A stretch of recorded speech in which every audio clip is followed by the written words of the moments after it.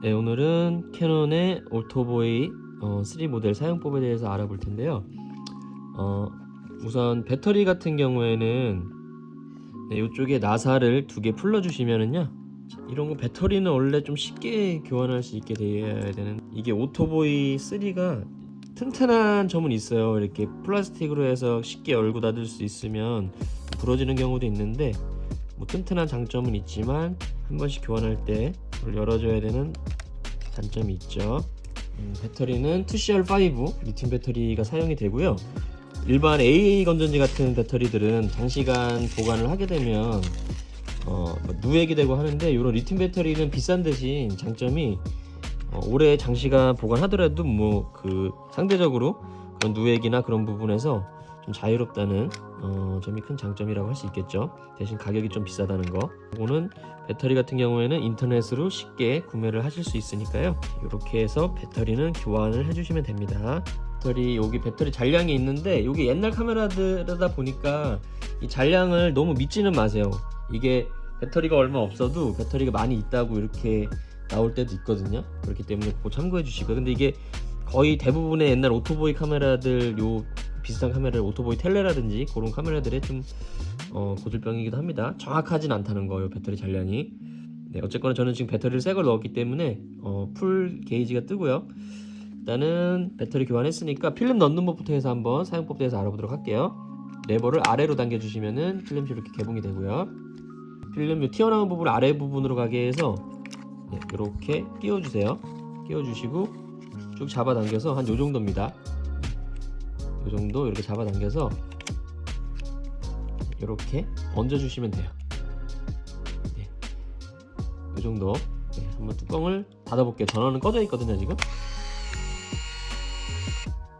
전원은 꺼져 있지만 여기 필름 카운터에 금방 숫자 1이 나오면서 필름이 인식이 됐죠. 그래서 전원을 켜보면, 전원 키는 레버는 요거예요. 위에 거, 밑에는 닫는 거, 위에는 여는 거. 좀 눌러보시면 이렇게 개봉이 되고요. 전원을 키니까 카운터에 1이 나왔죠. 필름이 제대로 인식이 됐다는 거고, 카운터에 1이 나오지 않으면 필름 인식이 제대로 되지 않은 거기 때문에, 필름을 보통은 너무 짧게 빼신 경우가 그렇거든요. 조금 더 잡아당겨 가지고 길게 빼셔서 적정길에 맞춰서 다시 장착을 해주시면 되겠습니다. 여기는 뭐 오토 카메라이기 때문에 사용법이 굉장히 쉬워요. 일단 반 셔터를 한번 살짝 눌러보세요.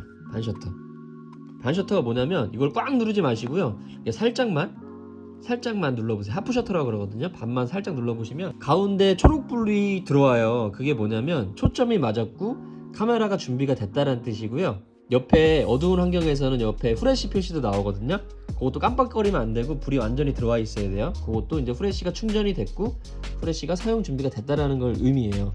그래서 밝은 환경일 때는 후레쉬 불은 들어오지 않고 초점불만 들어오고요. 근데 후레쉬가 사용되는 어두운 환경일 때는 그 후레쉬 불도 같이 들어오거든요. 그래서 둘 중에 하나라도 깜빡거리면 안 되고, 두 개가 반 셔터를 눌렀을 때 두 개 다 완전히 불이 점등된 상태에서 이렇게 꽉 눌러가지고 촬영해 주시면 됩니다.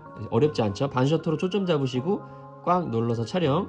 그리고 너무 가까우면 나중에 사진이 초점이 안 맞게 나올 수 있기 때문에 최소 초점 거리인 1m 정도, 사물과의 거리를 1m 정도를 띄워두시고 초점을 잡아서 사용을 해주시면 돼요. 이렇게 너무 가까운 거 초점 잡으시면은 나중에 사진 찾아보면 초점이 하나도 안 맞게 나올 수 있거든요.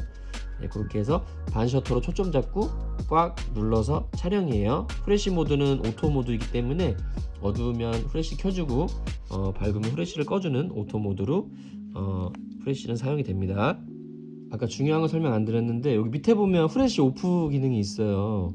그래서 프레시를 쓰고 싶지 않을 때 이 뾰족한 거로 같이 이렇게 누르신 상태에서 이렇게 촬영하시면 프레시가 안 터지는데, 여기 문제가 뭐냐면 이게 쏙 들어가 있어서 손톱 같은 걸로 눌러서는 안 되고 조금 뭐 뾰족한 도구를 이용해서 이렇게 눌러 주셔야 되거든요. 그래서 프레시를 쓰고 싶지 않을 때는 좀 뾰족한 걸로 요 아래 거 버튼을 이렇게 누르신 상태에서 촬영해 주시면 프레시가 터지지 않는다는 거. 그리고 여기 위에 보시면 셀프 타이머 그림이 있는데, 요거 눌러 주시면은 셔터를 따로 누르지 않아도 작동이 돼요. 그래서 불이 깜빡깜빡 거리죠. 그래서 촬영이 임박해지면 불이 빨리 깜빡거려요. 좀 알아주셨으면 좋겠고, 셀프 촬영하실 때 여기 밑에 있잖아요. 요거를 이렇게 돌려보시면 이렇게 튀어나오거든요. 그래서 이렇게 각도를 줄 때 이렇게 어디 이렇게 좀 올려, 여기 좀 물렁물렁해서 잘 안 되는데, 이게 좀 어디 이렇게 약간 틸트를 줄 때 있잖아요. 각도를 약간 위로 올린다던가 할 때, 셀프 촬영할 때 그럴 때 요걸로 각도를 조금 조절해 주실 수가 있어요. 네, 그래서 셀프 촬영하실 때 요거 가끔 쓰시면 유용하거든요. 요거는 이제 셀프 촬영할 때 각도를 약간 위쪽 방향으로 줄 때 사용하신다 보시면 되고, 그다음에 뒤쪽에 보시면은 여기 데이터백 기능이 있는데요.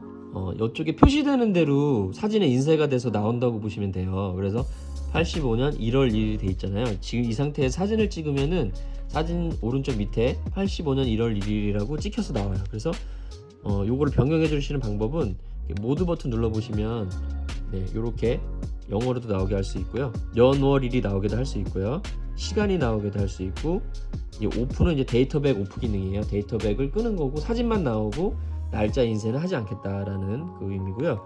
요거를 이제 숫자를 변경해 주셔야 되잖아요. 현재 날짜로. 이게 연월일이거든요. 그래서 해당되는 거 눌러만 주시면 돼요. 굉장히 편해요. 요거는 좀 데이터백 설정이 어렵게 돼 있는 카메라들도 많은데, 우리 14일이죠. 이렇게 누르고 있어도 이렇게 변경이 됩니다. 14. 그리고 지금 날짜 변경했으니까 시간도 맞춰줘야 되잖아요. 시간이 지금 13시.